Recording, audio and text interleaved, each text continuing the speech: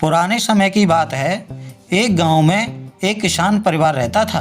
पिता खेतीबाड़ी के साथ साथ बढ़ईगिरी का काम भी करते थे। माँ घर संभालती थीं और उनके 4 पुत्र थे, जिनमें से 3 पुत्र पिता के साथ बढ़ईगिरी के काम में हाथ बटाते थे। लेकिन सबसे छोटा बेटा मदन काम जानने के बावजूद भी काम में हाथ नहीं बटाता था और न ही घर के काम में रुचि दिखाता था। धीरे धीरे चारों बेटे युवा हो जाते हैं, जिनमें से पिताजी 3 बड़े बड़े लड़कों की शादियां कर देते हैं। लेकिन दुर्भाग्य से सबसे छोटे बेटे मदन की शादी करने से पहले ही माता पिता दोनों ही स्वर्ग सिधार जाते हैं। कामचोर होने के कारण तीनों भाई मदन की शादी नहीं करते। जब युवा होकर भी मदन का रवैया नहीं बदला तो परिवार के भाई भौजाई मदन से दुखी हो जाते हैं और कहते हैं कि मदन, घर पर तू कब तक बोझ बनेगा? कोई काम क्यों नहीं करता? तुझे खेतीबाड़ी या बढ़ईगिरी का काम पसंद नहीं है तो कोई दूसरा काम कर ले। जब परिवार के लोगों के समझाने के बावजूद भी मदन में कोई बदलाव नहीं आया तो तंग आकर परिवार के लोगों ने मदन को परिवार से अलग करने का मन बना लिया और कहा कि मदन, तुम आज के बाद अपना खर्चा स्वयं उठाओगे। हम कब तक तुम्हारा खर्चा उठाएंगे? अब हम तुम्हारा खर्चा नहीं उठा सकते। बढ़ईगिरी का काम तो तुम जानते ही हो, इसलिए हम तुम्हें औजार दे देते हैं जिससे तुम अपना पेट पालन कर सको।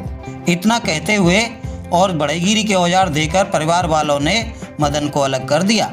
अलग कर दिए जाने के बाद मदन को जब कोई दूसरा रास्ता नहीं सूझा तो उसने अपने औजारों से लकड़ी के घरेलू उत्पाद बनाकर बाजार में बेचने के काम के बारे में सोचा और उसने फैसला लिया कि सबसे पहले वह एक ऐसा पलंग बनाएगा जो दुनिया में इससे पहले किसी ने ना बनाया हो और एक ऐसे पलंग का निर्माण करेगा जो दुनिया में सबसे अनोखा होगा। और अगले दिन मदन एक अनोखा पलंग बनाने के लिए सामान जुटाने जंगल की ओर निकल पड़ा और जंगल पहुंचकर पलंग बनाने के लिए लकड़ी जुटाने लगा। पलंग के पाए बनाने के लिए चंदन की लकड़ी की आवश्यकता थी, जो उसे खोजने लगा। जंगल में घूमते मदन को एक चंदन का पेड़ दिखाई दिया, जिससे मदन ने पलंग के पाए बनाए। लेकिन पेड़ की उस लकड़ी से 3 ही पाए बन पाए। चौथे पाए के लिए मदन चंदन की लकड़ी फिर से तलाशने लगा और सारे जंगल में घूम लिया, लेकिन चौथे पाए के लिए उसे चंदन की लकड़ी नहीं मिल पाई। और अधिक कोशिश करने पर उसने देखा कि जंगल के पास ही में एक शमशान घाट था, जिसमें नज़दीकी गांव के लोग चंदन की लकड़ी से एक मुर्दा जलाकर गए थे, जिसमें से चंदन की एक लकड़ी अधजली रह गई थी, जो पलंग का एक पाया बनाने के लिए काफ़ी थी।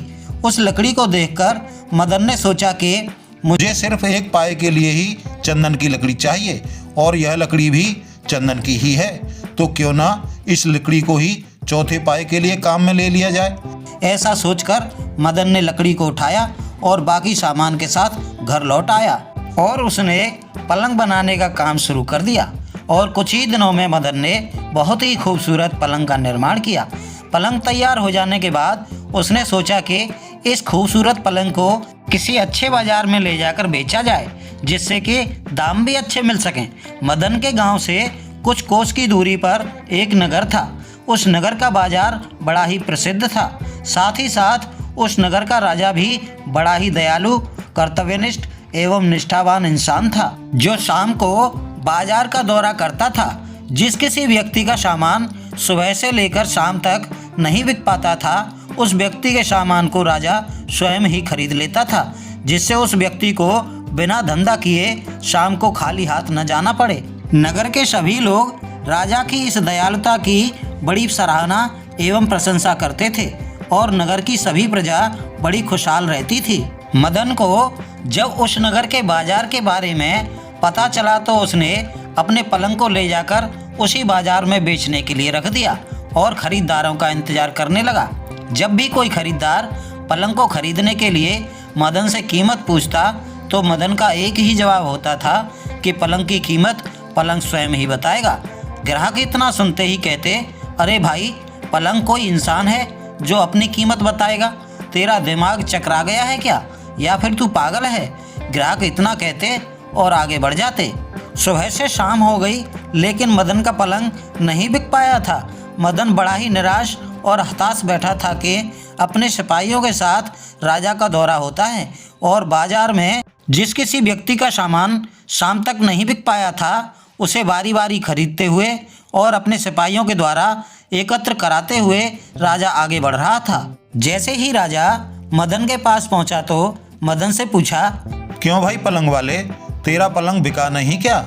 तो उदास मन से मदन बोला, महाराज, सुबह से शाम हो गई, लेकिन दुर्भाग्य से मेरा पलंग नहीं बिक पाया। तो राजा ने पूछा, क्या कीमत है तेरे पलंग की? तो मदन का वही जवाब था कि महाराज, पलंग की कीमत पलंग स्वयं ही बताएगा। राजा का दिमाग ठनका और बोला, अरे भाई, पलंग की कीमत पलंग कैसे बताएगा? पलंग का मालिक तो तू है, तो फिर कीमत भी तुझे ही बतानी चाहिए ना। इस पर मदन कहता है कि महाराज, मेरा पलंग ऐसा वैसा पलंग नहीं है, यह खास पलंग है जो अपनी कीमत स्वयं ही बताएगा। राजा ने फिर पूछा, कब बताएगा? तो मदन कहता है कि महाराज, यह पलंग आपको अपनी कीमत 1 हफ्ते के अंदर बता चुका होगा।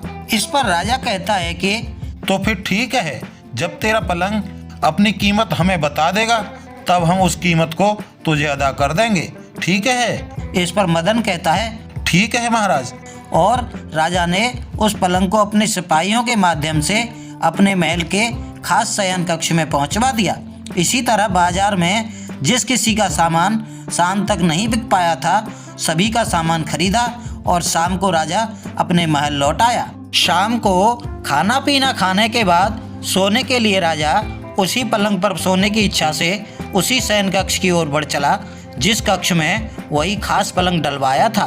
राजा पलंग के पास पहुंचा और पलंग पर लेट गया। पलंग खूबसूरत होने के साथ साथ बड़ा ही आरामदायक था।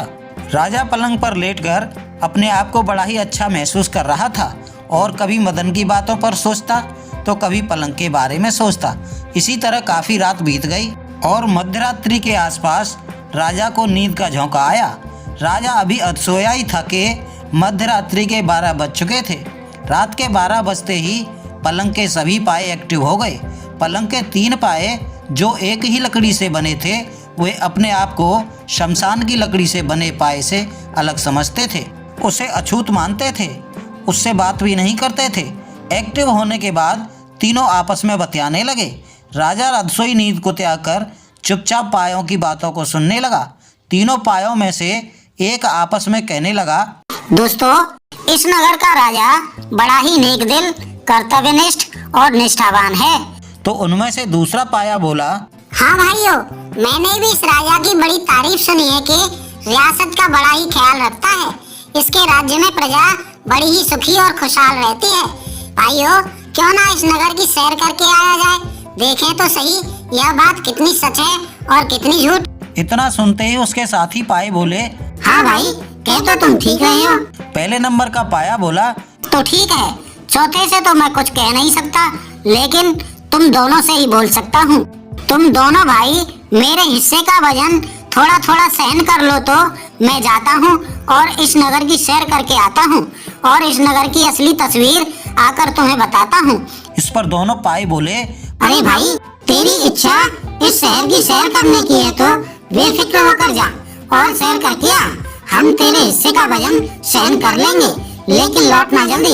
हाँ भाइयों, मैं जल्दी ही आऊँगा। ऐसा बोलकर पहला पाया पलंग से निकलकर नगर की सैर करने चल दिया। पलंग के पायों की बातें सुनकर राजा की नींद उड़ चुकी थी और चुपचाप पूरा खेल सुनने लगा। और इधर पाया सारे नगर की सैर करने लगा।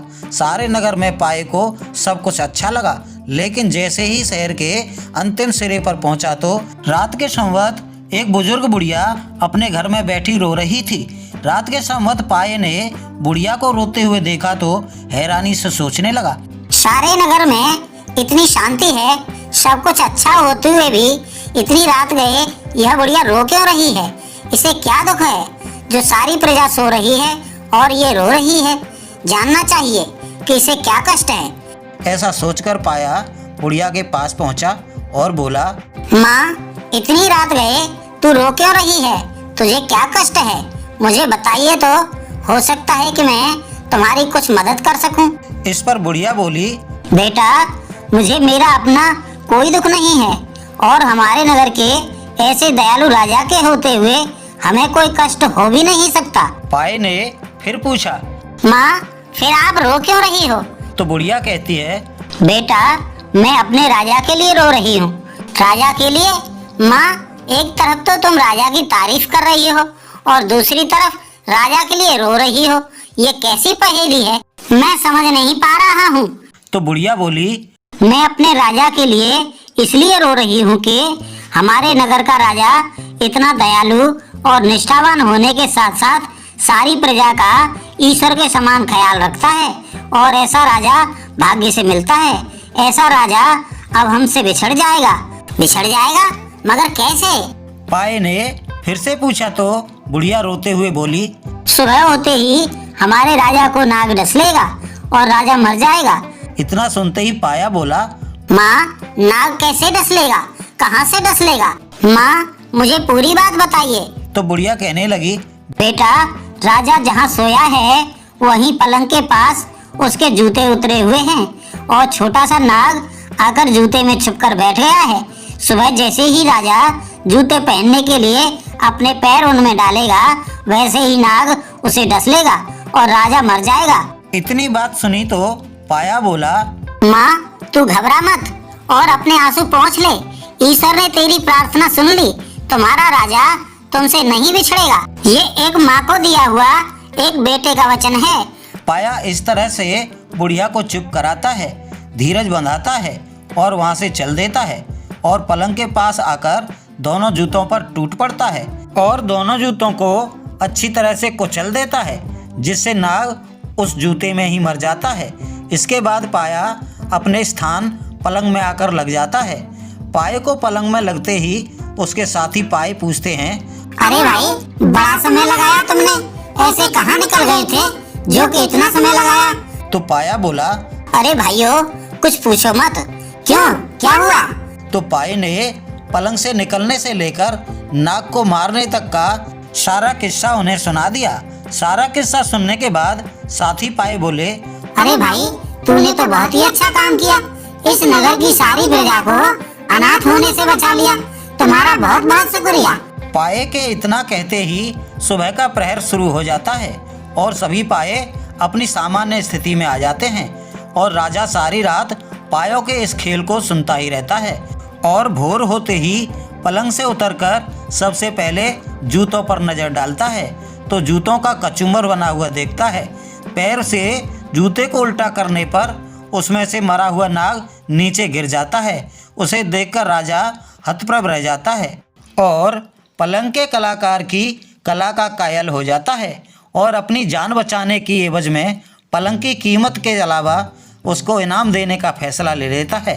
क्योंकि कलाकार ने 1 हफ्ते का समय दिया था, इसलिए राजा को पलंग के और भी चमत्कार देखने की अभिलाषा थी। दोस्तों, अगले दिन पाए क्या कारनामे करते हैं ये हम देखेंगे अगले भाग में, क्योंकि कहानी लंबी है इसलिए भागों में बांटा जा रहा है। मिलते हैं अगले भाग में, तब तक के लिए आप सभी को प्यार भरा नमस्कार।